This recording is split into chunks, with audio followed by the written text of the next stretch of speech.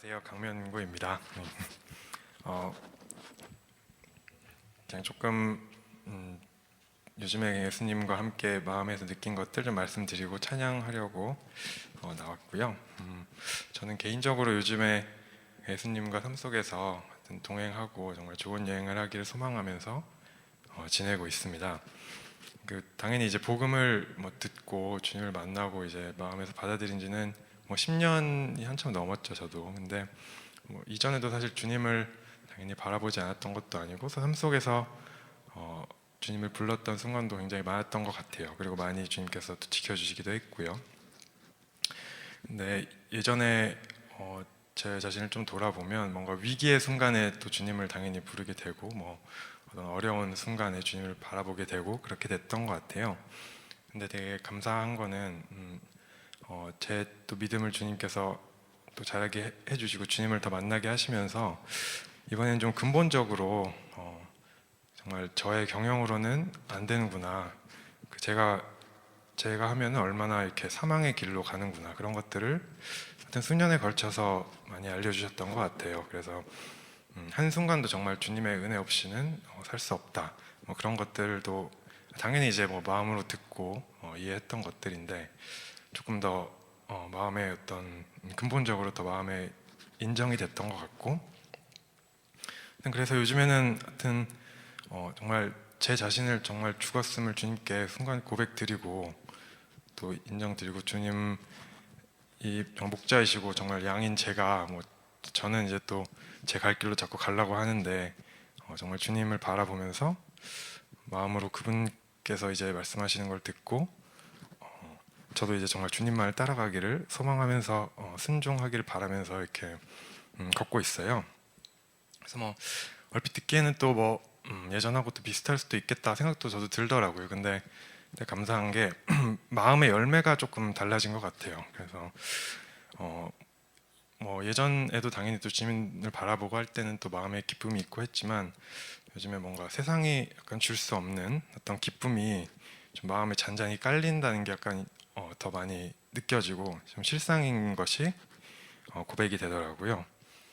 그래서 저도 물론 상황이 좀 힘들거나 어렵거나 아니면 염려의 상황이 있거나 어떤 여러 가지 정서들 좀 힘들다거나 외롭다거나 이런 정서들이 있으면 마음이 당연히 떨어지고 우울해질 때가 있는 것 같아요. 근데 감사한 것은 또 그런 정서에 이제 오래 내 마음에 내 마음이 넘어지지 않고 그런 정서가 내 마음을 오래 장악하지 못하고 이제 다시 주님을 바라보고 다시 제가 죽었음을 다시 고백드리고 마음으로 정말 주님을 바라보면 다시 평안이 잔잔히 제 마음에 오는 것 같습니다. 그래서 정말 상황과 상관없는 기쁨이 어떤 것이구나 하는 걸 마음에 많이 체험하는 것 같고,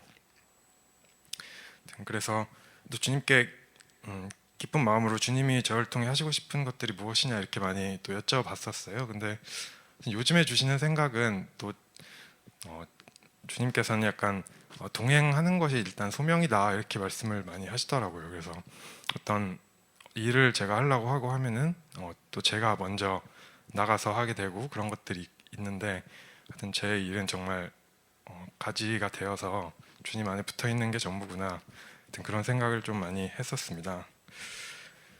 그리고 네, 오늘 특성하기 전에도 주님께서 어떤 말을 하시기를 원하는지 좀 그냥 소망하면서 여쭤봤었는데요. 주님께서 이제 말씀하신 것 같은 생각이 들었던 게 주님과 같은 동행하는 것이 생사의 문제이다, 이런 생각이 마음에 들더라고요. 저는 저도 그렇고 다 여러분들도 좀 비슷하신 경험이 있겠지만 세상에서 어떤 복잡한 일들이 있거나 사람들과의 관계가 좀 얽히거나 아니면 가정이나 직장에서 이제 어떤 힘든 일들이나 당황스러운 일들이나 마음을 떨어뜨리게 하는 일들이 있는데, 그런 것에 투닥투닥하면 사실 온 정신이 이제 그쪽으로 쏠리고 우리의 뭔가 생사가 거기에 달려 있는 것처럼 되게 마음이 막 요동칠 때가 있는데, 근데 주님께서는 진짜 저희의 생사의 문제는 주님과 동행하는 것에 달려 있다, 이런 이런 마음을 주시더라고요.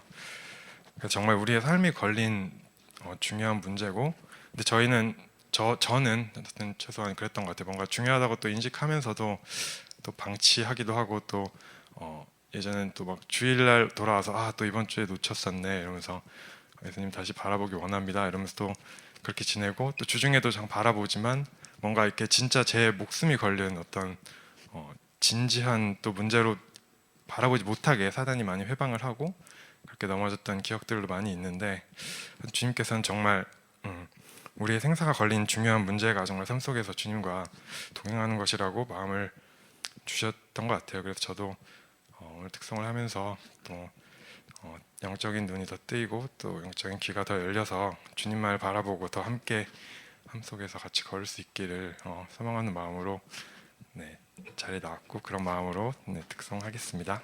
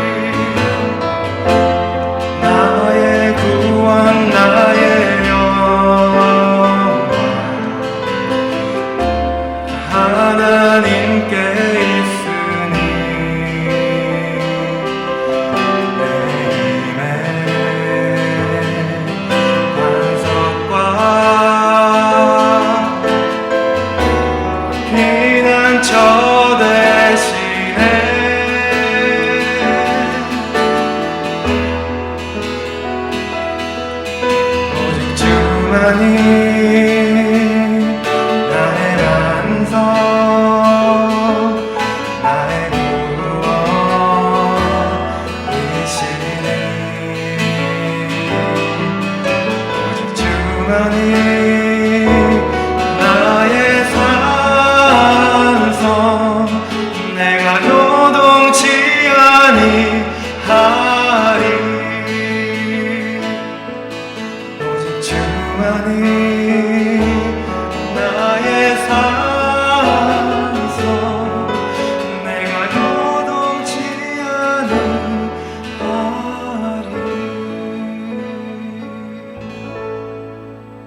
감사합니다. 이 시간에 함께 하실 성경은 로마서 10장 1절부터 13절까지입니다. 교독하겠습니다. 형제들아, 내 마음에 원하는 바와 하나님께 구하는 바는 이스라엘을 위함이니 곧 저희로 구원을 얻게 함이라.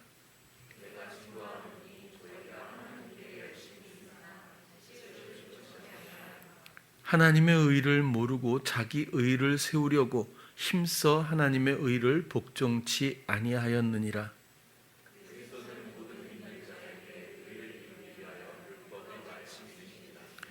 모세가 기록하되 율법으로 말미암는 의를 행하는 사람은 그 의로 살리라 하였거니와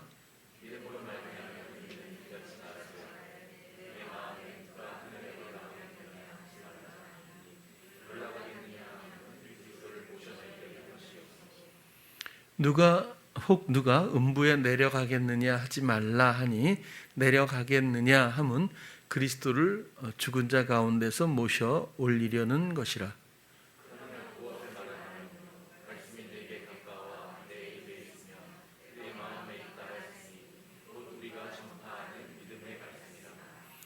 내가 만일 내 입으로 예수를 주로 시인하며 또 하나님께서 그를 죽은 자 가운데서 살리신 것을 내 마음에 믿으면 구원을 얻으리니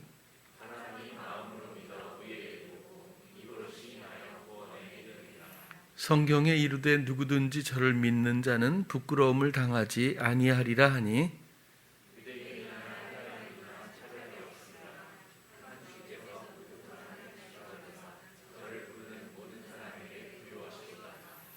함께 누구든지 주의 이름을 부르는 자는 구원을 얻으리라. 아멘. 오늘은 또 익히 아시는 로마서 10장 1절부터 13절 내용을 가지고 구원이라는 제목으로 함께 나누도록 하겠습니다. 로마에 있는 성도들을 향한 편지 가운데서 형제들아, 내 마음의 소망과 하나님께 간구하는 기도는 이스라엘을 위하는 것, 곧 저희로 구원을 얻게 함이라. 편지의 목적이, 이 내용의 목적이 구원을 얻게 하는 것, 구원이라고 하는 것을 잘 알 수 있죠. 내가 증거하노니 저희가 하나님께 열심히 있으나 지식을 쫓은 것이 아니라, 이 지식은 성경 지식이 아니라 하나님에 대한 지식입니다. 또 하나님의 지식이죠. 하나님의 의를 모르고 자기 의를 세우려고 힘써 하나님의 의를 복종치 아니하였느니라. 초대교회도 여전히 이렇게 하나님의 의, 자기 의라고 하는 상반된 개념의 문제들이 심각했던 것을 알 수가 있습니다. 여기서도 하나님의 의를 모르고 자기 의를 세우려고 힘써 하나님의 의를 복종치 아니하였다. 힘써, 이 말도 사실은 이건 제푼테스라고 하는 단어가 제테오라고 하는 단어에서 파생된 것인데, 하나님의 나라를 구하라 할 때 제테오죠. 질문하다, 묻다, 추구하다, 그런 의미입니다. 그래서 하나님의 의를 위해서 하나님께 구하고 질문하고 하는 그런 것들을 하지 못했던 그 연관관계가 형성이 되지 못한 그런 상황에 대해서 좀 이해할 수 있을 것 같습니다. 4절 보면 그리스도는 모든 믿는 자에게 의를 이루기 위하여 율법의 마침이 되시니라. 이 말은 굉장히 단순하지만 굉장히 중요하고 또 잘 이해를 못할 수도 있다고 생각해 봅니다. 그리스도는 모든 믿는 자에게 의를 이루기 위하여, 모든 믿는 자에게 의를 이루기 위하여 율법의 마침이 되시니라. 어떻게 율법의 마침이 되셨을까? 예수님이 왜 율법의 마침일까? 여러 생각을 할 수 있고 또 여러 설명할 수 있다고도 보는데, 좀 더 한번 살펴보면 율법의 마침, 이것은 모세 율법이 예수 그리스도 안에서 종료되었다, 그런 의미겠죠. 예수 그리스도가 오심으로 율법은 구원의 길로서의 기능을 마감했고 이제 오직 예수 그리스도를 통해서만이 구원을 얻게 되었다, 그런 뜻이겠죠. 그런데 그리스도는 모든 믿는 자에게 의를 이루게 하여 율법의 마침이 되었다. 이 율법을 그냥 지켜야 할 법이라고 하는 어떤 그런 개념으로만 이해하고 있으면 잘 온전히 이해하기가 어렵다는 겁니다. 이 율법은 기록된 말씀이고 주어진 말씀입니다. 그래서 명령이 되는 것이고 이 말씀을 지켜서 또 하나님의 뜻에 부합되는 백성이 되기를 원하셨고, 결국에는 말씀의 다스림이라고 하는 것이 복음이나 율법이나 같은 주제가 된다는 뜻입니다. 그래서 율법을 말씀에 주어진 형태로 봐야지 그냥 뭔가 지켜야 할 의무로 보면 끝없이 본질에 접근하기가 어렵지 않을까, 그런 생각을 해보게 됩니다. 하나님은 묶여있던 인생들을 애굽에서 탈출시킨 것과 같이 모세를 통해서 그리스도의 몸을 찢은 후에 그들을 구출, 탈출해 내셨습니다. 그걸로 끝나는 것이 아니라 결국에는 하나님은 말씀을 주셨고 그 말씀대로 순종하며 하나님의 뜻에 부합한 백성들이 되기를 원하셔서 하신 일이죠. 그래서 그 하나님의 말씀을 순종하기 위해서는 믿음이 필요했죠. 하나님을 알고 하나님을 믿고 하나님의 말씀을 그대로 순종할 수 있는 순종, 휘파코스, 경청과 응낙이죠. 하나님을 듣고 말씀을 듣고 경청하고 또 응낙, 순종하는 그 관계, 그렇게 해서 하나님 또 하나님의 백성의 관계를 위해서 처음부터 그런 목적을 가지고 탈출을 시키신 거죠. 그래서 모든 믿는 자에게 의를 이루기 위하여 율법의 마침이 되셨다고 했는데, 결국 모세에게는 말씀을 주신 겁니다. 그리고 십계명 이외에도 여러 가지 말씀을 주셨는데, 생활 방편적 말씀도 물론 있지요. 종교적인 것도 있고 여러 가지 있습니다. 그런 모든 것들이 결국에는 이렇게 어떤 지침이기도 하고 결국 명령형이지만 그 말씀을 지킴으로써 하나님의 백성이 되는데 그것이 그렇게 어려운 일이 아니라고 구약에서조차 하나님은 설명해 주고 계셔요. 그래서 그 말씀대로 삶으로써 그 말씀에 집약된 내용은 하나님을 사랑하고 이웃을 사랑하는 것, 그 본질 따라서 말씀을 여러 생활 방편적으로 사람들에게 이럴 때는 이렇게 하고 이럴 때는 이렇게 해야 돼, 이건 이렇게 해, 이건 저렇게, 이렇게 일일이 또 친절하게 세밀하게 알려주셔서 지침을 주신 걸로 그렇게 보여집니다. 그 율법이 결국에 문제가 뭐냐면 스스로 해야 한다는데 사람이 지켜야 한다는 그 자체가 문제죠. 하나님은 그 부분을 건드리신 것으로 보여져요.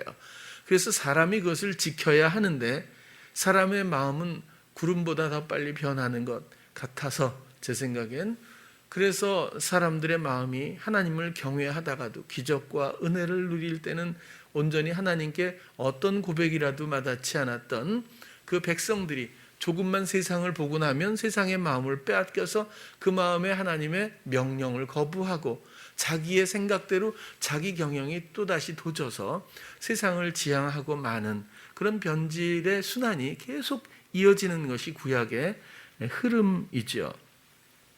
그래서라도 하나님의 말씀이 사람에게 주어졌고, 이전에는 430년간 하나님의 말씀이 세상에 없었다고 했잖아요. 그랬다가 드디어 하나님께서 모세를 통해서 말씀을 주신 거죠. 그래서 모세의 율법입니다. 지켜야 될 말씀이었기 때문에 율법이죠. 차라리 모세에게 하나님의 말씀을 주셨다, 이렇게 계속해서 표현을 했더라면 이해가 훨씬 쉬웠을지도 모르겠어요. 그러나 율법 이렇게 되니까 뭔가 지켜야 될 것 같은 규칙, 이런 생각에 너무 비중을 둔 게 아닌가 싶어요. 어쨌거나 그렇게 해서 하나님은 말씀을 지키고 말씀을 순응하고 순종해 줄 수 있는 그런 백성들로 원하셨는데 사람들의 마음은 여지없이 하나님을 떠나버리고 말았습니다. 그래서 구약의 마지막에 내가 엘리야를 보내겠다. 결국 변화산의 3인을 다시 말씀드리면 모세와 예수님은 당연히 이해가 됩니다. 그런데 왜 그 자리에 엘리야가 앉아 있어야 될까? 이 사람이 뭘 도대체 얼마나 했을까? 그런 역할이 다른 거죠. 모세는 율법, 하나님의 명령, 하나님의 말씀을 기록하여 사람들에게 지킬 수 있도록 그 말씀을 전달했던 사람이고, 그리고 결국 그 마음이 말씀을 경청하고 응낙하지 않아서 믿음이 없어서 결국엔 그 예수 그리스도라고 하는 말씀이 육신이 되신 그분이 이제 영으로 모든 이들에게 오셔서 말씀으로 인도하고 그 말씀을 지키게 이해하게 말할 수 있도록까지 도와주시는 그분의 힘입어 말씀의 백성들이 되길 원하시는 하나님인데, 문제는 여기서 사람의 마음을 돌이킬 방법이 없다는 겁니다. 그래서 엘리야를 보내서 사람의 마음을, 자식의 마음을 아비에게로, 처음부터 하나님이 창조하신 이 심령들, 이 영혼들, 이 존재들을, 결국 하나님의 자녀들을, 그 마음을 아버지께로 또 아비의 마음을 자녀에게로 화목시킬 수 있는, 결국 마음을 돌이키게 하는, 회개케 하는 그런 역할이 반드시 필요했기 때문에 모세와 예수 중간에 엘리야가 있었어야 한다라고 저는 생각을 해봅니다.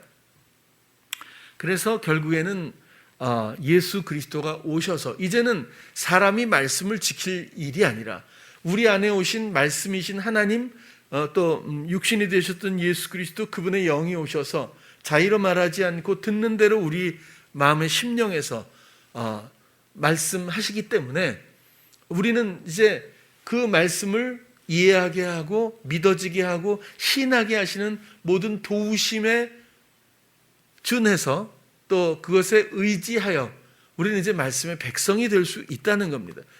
구약에서조차 하나님은 이거 어려운 거 아니야 라고 말씀하셨는데 이제는 어려운 게 아니라 너무 쉬워져 버릴 정도로 우리의 역할을 완전히 배제하셨어요. 그래서 복음입니다. 이건 정말 복된 소식이 아닐 수가 없는 거죠. 6절과 7절도 한번 제가 보면요, 믿음으로 말미암는 의인은 이같이 말하되 내 마음에 누가 하늘에 올라가겠느냐 하지 말라 하니, 올라가겠느냐 함은 그리스도를 모셔 내리는 것이요. 7절 혹 누가 음부에 내려가겠느냐 하지 말라 하니, 내려가겠느냐 함은 그리스도를 죽은 자 가운데서 모셔 올리려는 것이라. 굉장히 어렵지 않습니까? 아무리 생각해도 이게 도대체 무슨 소리입니까? 이게 아무리 해도 뭐 굉장히 어렵게 느껴져요. 이거 느닷없이 이게 도대체 무슨 소리인지. 그런데 신명기에 보면 여러분들이 충분히 이해할 수 있을 것 같아요. 신명기 한번 볼게요. 10장 11절과 14절인데 교독해 볼게요. 여호와께서 내게 이르시되 일어나서 백성 앞서 진행하라. 내가 그들에게 주리라고 그 열조에게 맹세한 땅에 그들이 들어가서 그것을 얻으리라 하셨느니라.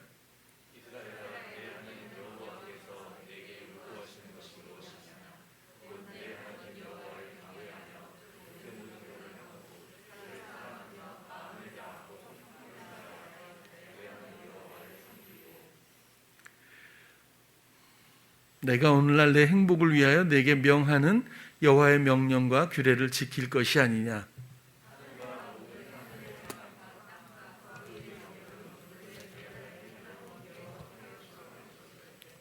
오늘도 하늘과 모든 하늘과 땅과 그 위의 만물은 본래 내 하나님 여호와께 속한 것이로되. 읽다 보니까 좀 이상하지 않아요? 오늘도 여전히 기록을 잘못해 주어서 엉뚱한 데를 우리가 함께 읽어봤습니다. 제가 이 원래 제가 찾아드리려고 했던 신명기의 내용은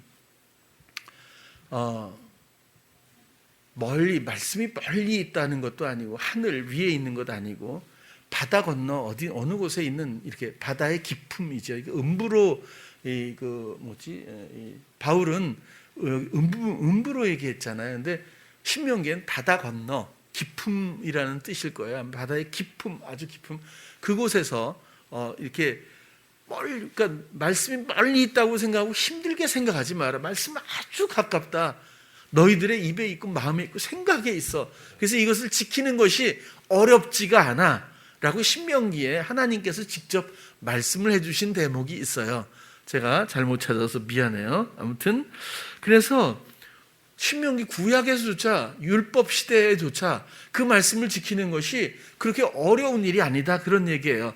아직도 예수님을 하늘로 모셔와야 되고 땅에 음부에서 올려 모셔야 되고 이래서 무언가 해결될 수 있는 게 아니라, 그렇게 힘들게 생각할 게 아니라, 멀리 있는 것도 아니라 바로 그 무엇을 말하니 말씀이 내게 가까워 내 입에 있으면 마음에 있다 하였으니, 이게 신명기에 나오는 말이거든요.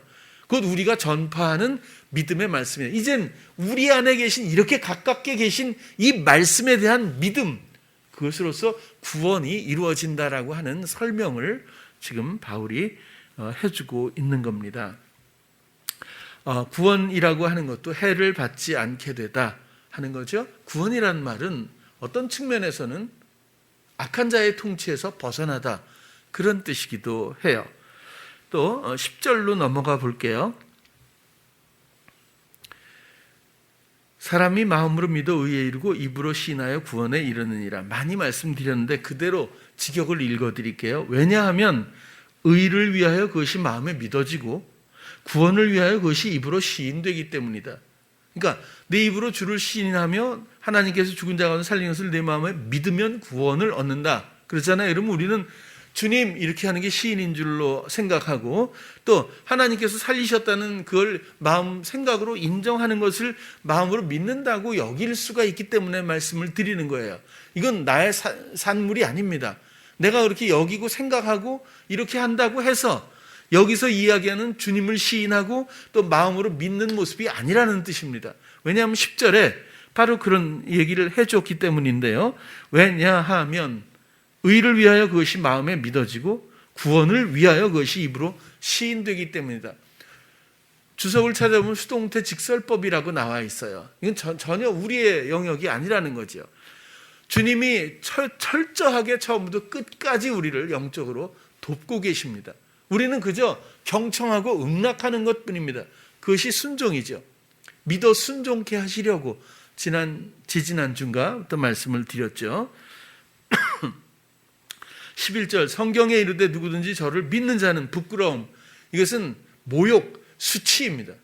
그런 것들을, 영적인 거죠, 당연히. 물론 육적인 것도 있겠지만 영적인 수치입니다.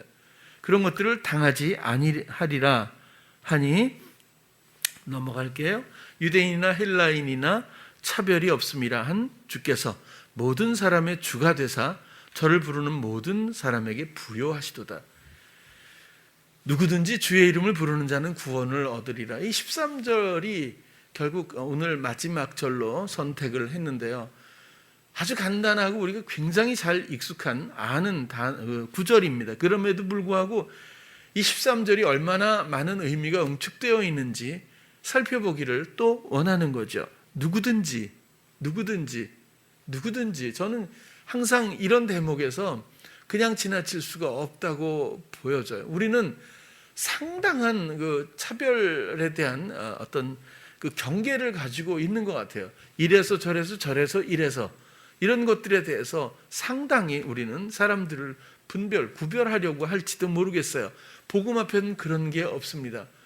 복음 앞에는, 하나님의 사랑 앞에는, 이 부활의 생명 앞에는, 이 구원 앞에는 누구도, 종교도 의미가 없고, 하나님의 사랑 앞에 무엇이 어떤 차이가 있고 어떤 의미가 있겠습니까? 그저 물이 바다 덮음같이 하나님의 사랑은 그저 모든 이들에게, 모든 만물에게 이루어진 것뿐입니다. 누구든지 주의 이름을, 주, 주님, 우리는 얼마나 많은 찬양을 했을까요? 전 세상에서 이런 모순된 영역이 또 있을까 싶어요. 주님, 주님, 주님 소리를 평생 그리스도인으로서 어마어마하게 많이 하고 살 텐데, 정말 주인님이 맞습니까? 퀴리오스 통치자, 나의 통치자여, 나의 왕이시여, 나를 다스리시는 이여, 저 절대적인 최고의 권위를 가지신 당신이여, 하나님이여, 이런 뜻입니다. 근데 나의 통치자여 해놓고 내가 맨날 통치하면 세상에 이런 모순이 어디 있겠습니까?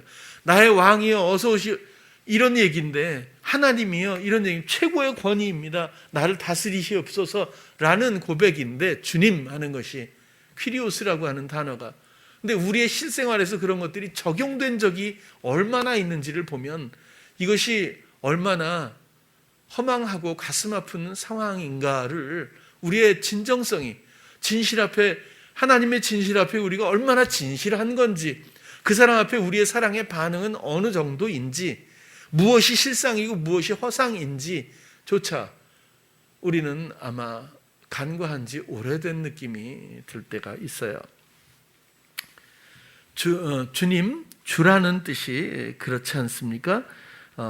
그리고 부른다, 이 말을 찾아보니까 에피칼레오마이라고 하는 단어인데, 에피하고 칼레오는 부르다라고 그러는 거잖아요. 에크칼레오 그러면 에크는 뭐로부터, 칼레오는 부르다. 성도는 이제 세상으로부터 부르다. 이렇게 해서 그 에크칼레오 이렇게 얘기하잖아요. 여기서 에피라고 하는 그 단어는 첨가하다, 곁에, 위에 이런 거예요. 첨가하기도 하고 곁에 혹은 그 상위에, 위에 이런 뜻이래요. 칼레오는 당연히 부르다고. 그리고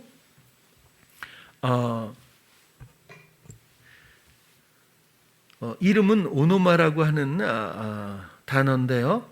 이 말은 두 가지 단어가 또 합성된 것 같아요. 오노마이는 연결하다 이런 뜻이고, 기노스코는 아시다시피 잘 알죠. 알다는 뜻이에요. 기노스코, 알다, 이해하다, 확신하다, 말할 수 있다.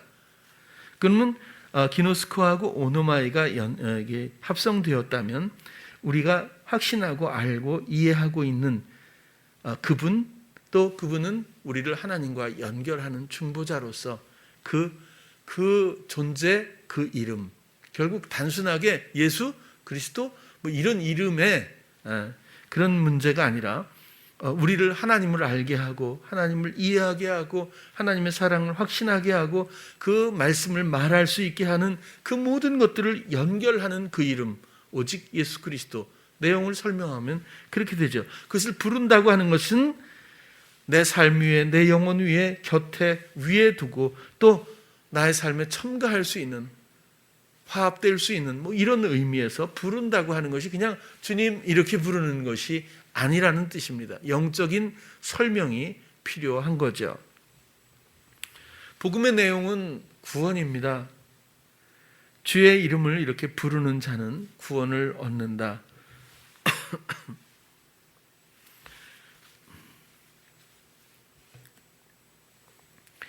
그런데 주님과 나와의 관계가 정말, 주님은 나의 왕이신가? 정말 내가 사는 나의 결정권을 내가 내려놓고 내가 시도하는 주체적인 권한을 내가 그만두고 주님이 모든 것을 결정하고 알려주고 채우시고 인도하고 그렇게 나를 돌보시면서 다스리고 있는 상황인가를 내 삶에서, 이건 피할 수 없는 점검 아니겠습니까? 이것을 간과하고는 그리스도인도 성도도 구원도 생명도 누릴 방법은 제가 볼 땐 없죠. 은혜는 누려요. 근데 은혜를 생명으로 생각하면 안 되거든요. 은사도 누려요. 근데 은사하고 전부 언젠간 패합니다. 오직 하나님의 생명만이, 그 구원만이 지속될 뿐이죠. 주님과의 나와의 관계가 어떻게 정립되어 있는지 우리는 살펴봐야 돼요. 예수님이 6월절에 예루살렘에 입성할 때 호산나, 나를 구원하소서잖아요. 그리고 그냥 나 예수야 이렇게 오시지 않고 어린 나귀를 타고 들어오셔서, 왜? 왕으로 입성하셨다고 하잖아요. 우리 마음에 겸손의 왕으로 정말 오셨는지 입성하시고 나를 구원하소서. 구원이 뭐예요? 사단의 통치로부터, 악한 자의 통치로부터 건져냄을 받는 거잖아요.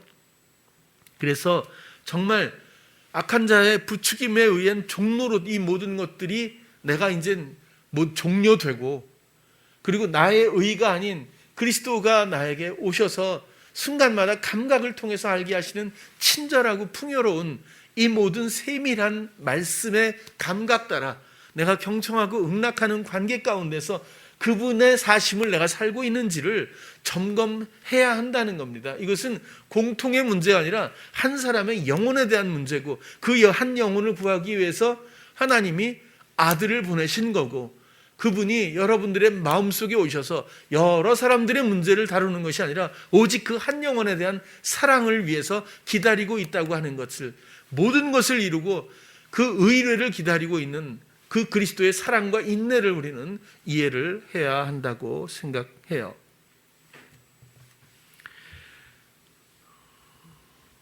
주님이 우리의 경영 주체가 당연히 되어야 합니다.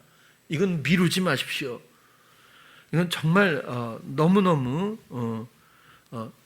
중요한 문제가 아닐 수가 없죠. 경영 주체 문제는 복음의 가장 중요한 주제이기 때문에 그래요. 우리의 경영 의지를 무감각으로 중독시킨 자가 사단입니다. 우리가 주님의 일을 하고 있으면서도 잘 모를 때가 있을 거예요. 예수님께 기도하면서도 경영의 문제는 다루지 않는 사람들이 많아요. 내가 원하는 것, 내가 기대하는 것, 내 마음에 원하는 이런 것들을 하나님 앞에 기도하면서 이것이 이루어지도록, 그러면서도 잘못된 구조에 대해서 잘 모를 수가 있다는 거예요. 그렇게 모기가 물 땐 모르잖아요. 물 때 알면 얼마나 좋아요. 물고 나서 한참 있어야 가렵기 시작하고 한참 고생을 하지 않아요? 그런 것처럼 사단이 우리를 이렇게 할 때는 잘 모르는 것 같아요. 순간순간마다 우리의 잘못된 부추김의 경영들이 표현되고 또 나타날 때도 우리는 잘 모를 때가 너무너무, 그러니까 그 무감각의 중독이 너무 심각하다는 생각을 갖게 돼요. 그렇다고 해서 여러분들이 주님의 이름으로 또 주님께 마음을 드리면서 작은 것을 부탁했을 때에 이것은 네가 마음에 원하는 거잖아, 그래서 내가 안 들어줘, 이런 건 없어요. 작은 것도 절대로 흘려보내지 않고 그 의뢰를 기뻐하는 주께서 기도에 응답하십니다. 그러나 이런 정도의 순환을 가지고 생명을 얻었다고 생각할 수는 없다는 뜻이에요. 이것을 구원의 본체로 볼 수는 없다는 뜻입니다. 주님은 정말 누구든지 주께 의뢰하면 반드시 응답하시고, 그 마음이 깨끗한 사람은 반드시 그 응답을 감각할 수 있게 돼요. 주님은 언제나 정말 모든 것을 준비하고 기다리고 있는 분 같다는 생각이 많이 들어요. 기쁘게. 그러나 거기서 끝나서는 안 되잖아요. 그렇죠?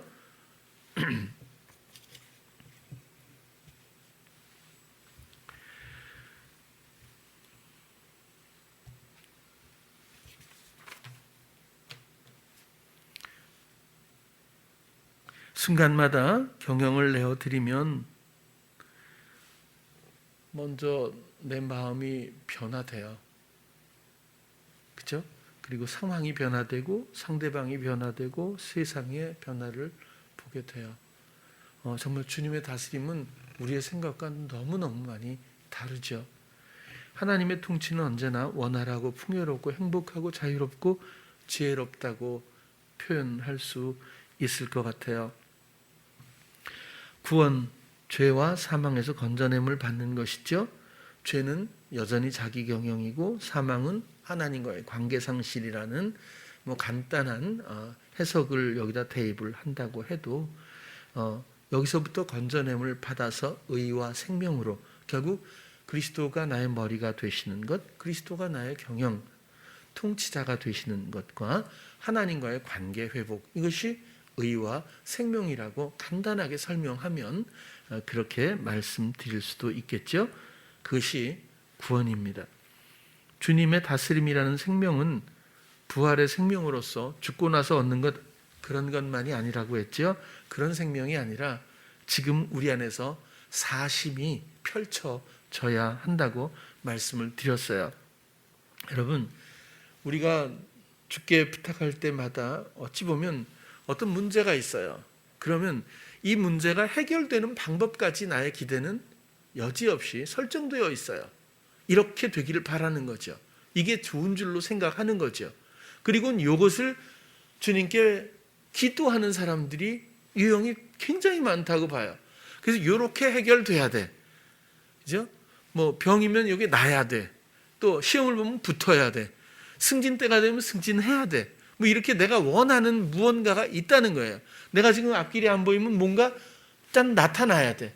뭐 이렇게 뭔가 내가 마음에 원하는 것을 가지고 주님 앞에 구할 때가 있고, 그것을 우린 기도한다고 말할 때가 있을지도 몰라요.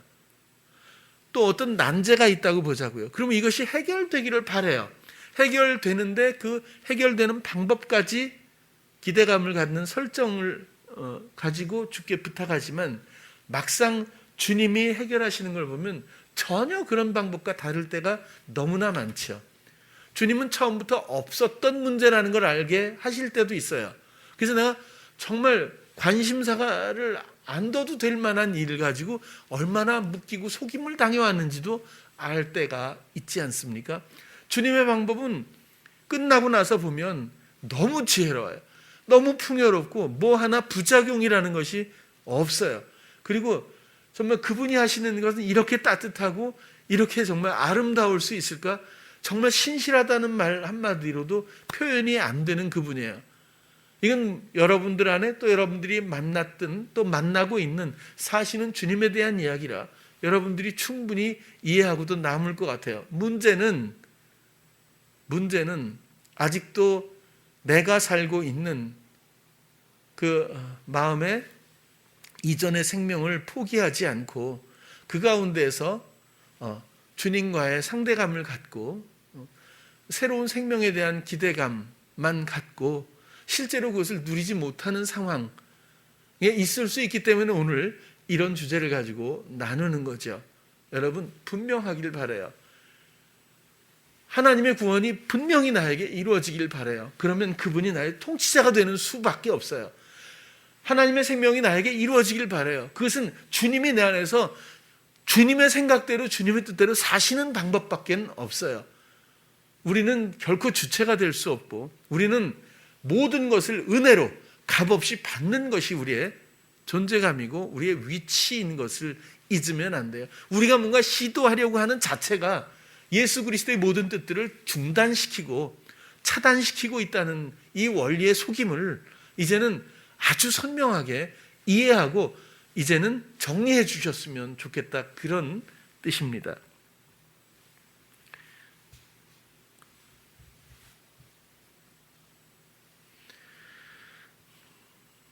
사실 어찌 보면 우리는 살면서 참 많이 확인되지만 참 무지해요. 아무리 공부를 잘해도 아마 세상 일을 100가지 정도로 놓고 본다면 그보다 곱하기 그죠? 너무너무 많은 일들과 영역들이 있는데 공부는 그 중에 하나인 것 같아요. 그래서 공부 잘한다고 모든 걸 잘할 수는 없잖아요. 또 머리가 좋은 사람은 머리가 좋다고 해서 모든 걸 지혜로운 건 또 아니잖아요. 사람은 그래서 뭘 내세울 게 사실은 처음부터 없는 것 같아요. 의지하지 않으면 우리는 그런 생각이 들어요. 단지 아주 중요한 요소는 하나님이 우리를 사랑하신다는 거고 사랑으로 지었다는 거고 영원히 하나님의 생명 가운데 사랑하기 위한 존재로 우리를 만드셨다는 거고 그런 모든 감각을 우리 안에 주셨다는 겁니다. 우리는 이런 감각에서 우리의 존재감을 찾아야지 우리의 어떤 실행할 수 있는 능력이나 또 우리의 주장의 영역에서 뭔가 나에 대한 가치를 찾는다고 하는 것은 상당히 어리석은 일이 아닐까라는 생각을 해보게 되는 거죠. 오늘 8절에 다시 보면 또 중요한 그러면 무엇을 말하느냐, 말씀이 내게 가까워 내 입에 있으며 내 마음에 있다 하였으니 곧 우리가 전파하는 믿음의 말씀이라. 우리가 전파하는 말씀이라 그랬으면 될 거예요. 근데 왜 믿음의 말씀이라고 했을까요? 그 말씀이 아무리 있어도, 율법의 말씀을 아무리 기록해 줘도, 모세를 통해서 아무리 이야기를 해도, 사막의 광야에 모아놓고 아무리 40년 동안 얘기를 해도 믿음이 없었어요. 그러면 말씀은 능력이 상실되는 거죠. 믿음이 없으면 말씀이 그에게 실제가 되지 못하겠죠. 믿음은 경청과 응낙이라고는 순종이 따라야 해요. 이 믿음은 정말 너무너무 소중한 개념이지 않습니까? 믿음의 말씀. 이 믿음은 생명과 연결이 돼 있어요. 믿음으로 말미암는 의인은 살리라, 생명을 누리리라. 믿음으로 말미암는 의인, 믿음은 결국 예수 그리스도가 양이라고 하는 그 한자어를 자꾸 얘기했잖아요. 예수 그리스도가 머리 되신 사람, 예수 그리스도의 다스림을 받는 사람, 그 다스림의 모든 것들이 의지요. 그래서 믿음은 믿음으로 말미암은, 그러니까 예수님의 다스림을 믿는 겁니다. 예수님의 다스림을 믿고 경청하고 응낙해서 순종하는 겁니다. 그것이 믿음이죠. 행함이 있는 믿음까지니까. 믿음의 말씀, 이 믿음은 상황과 세상과 논리와 합리성과 이런 것과는 전혀 상관이 없어요. 오히려 하나님은 그런 것들에 부합시키는 모든 것들을 오히려 일부러라도 전부 상반되게 펼치시는지도 몰라요.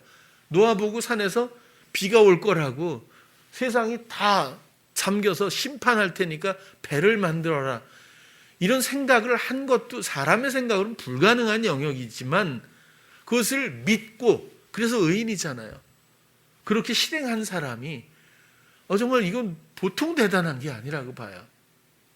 뭐 그런 믿음의 사람들은 성경에 많이 생명이 되어 있지만 이 믿음은 결국 다 생명과 연결됩니다. 노아가 한 방주도 결국 의인들의 생명이지 않습니까? 구원의 생명, 이런 뜻이지 않습니까? 아브라함도 마찬가지죠.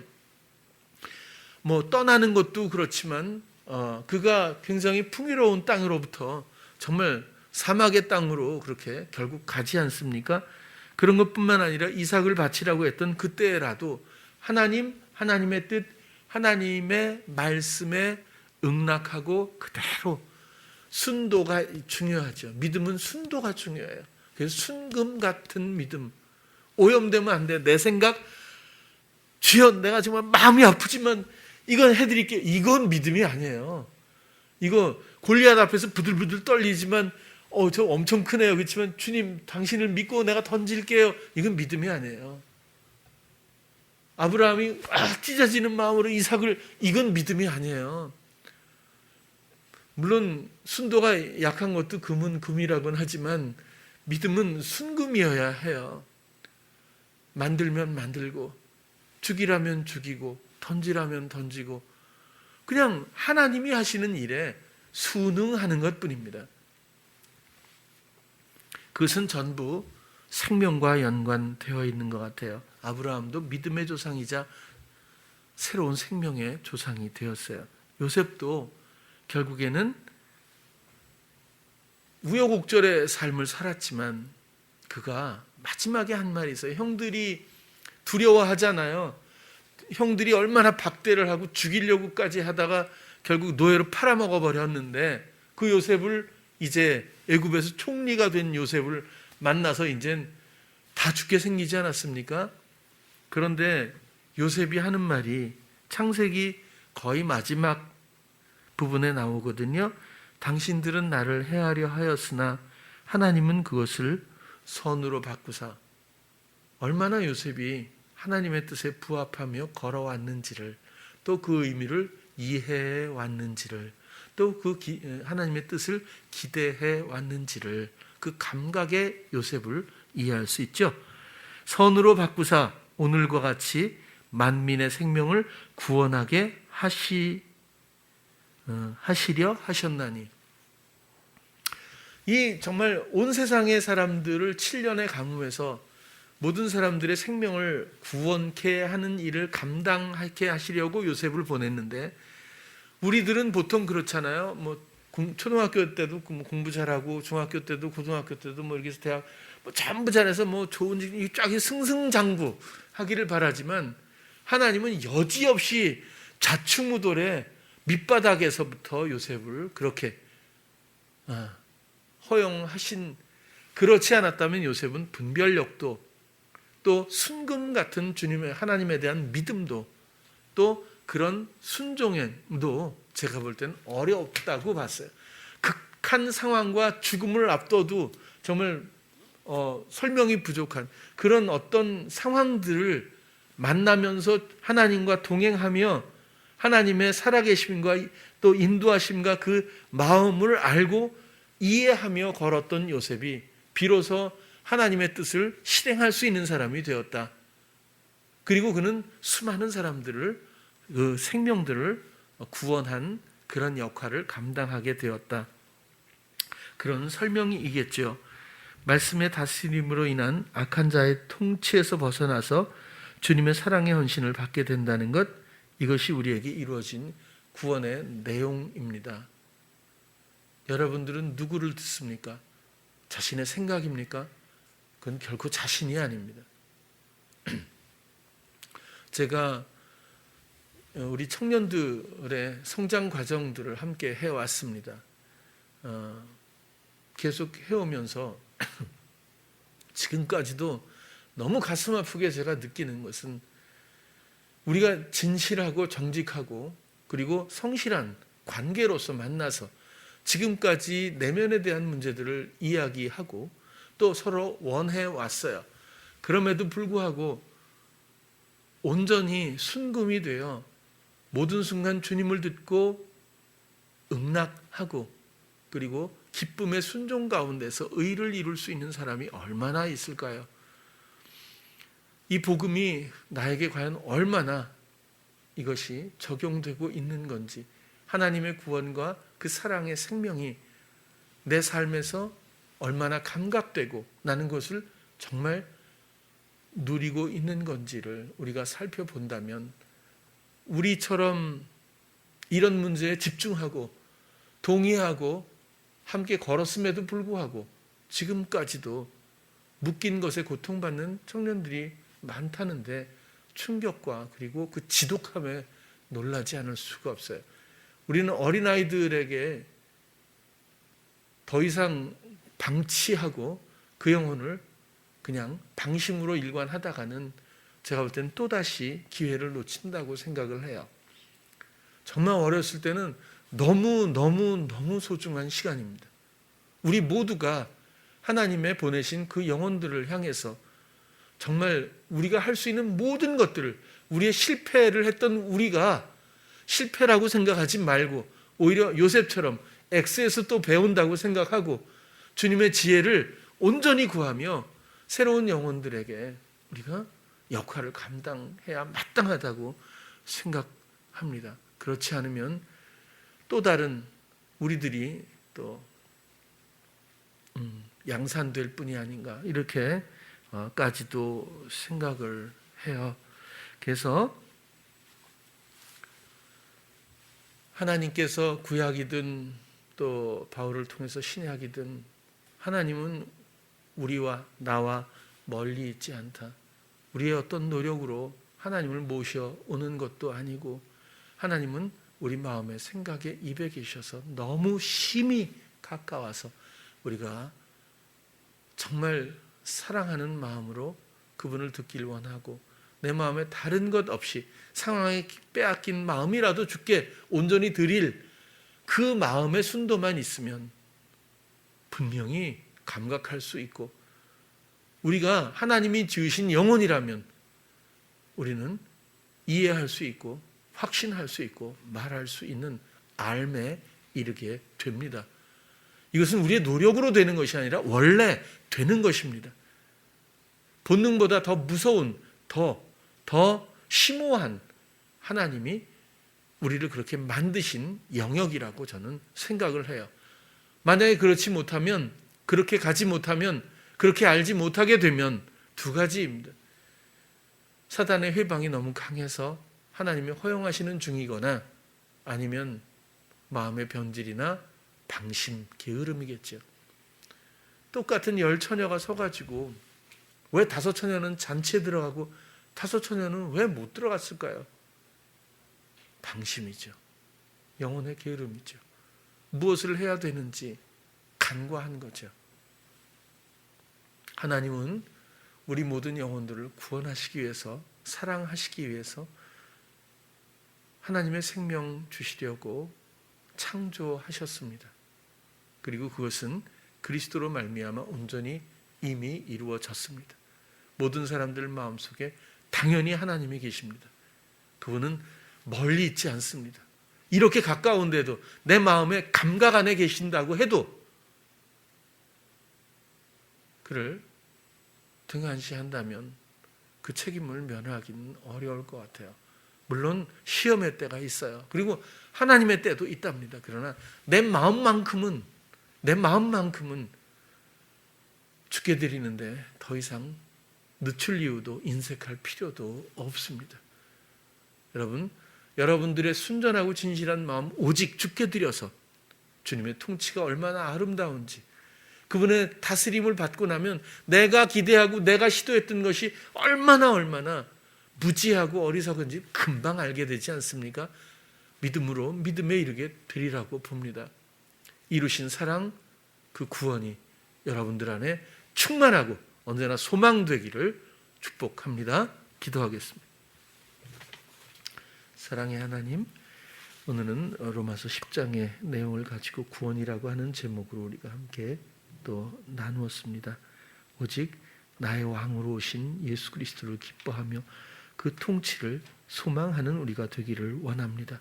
주님의 이름을 그렇게 부르며 우리를 중보하시는 주님이 나의 위에, 나의 곁에 그렇게 계실 때에 우리는 온전히 하나님의 생명을, 부활의 생명을 누리게 되고 구원을 얻게 됩니다.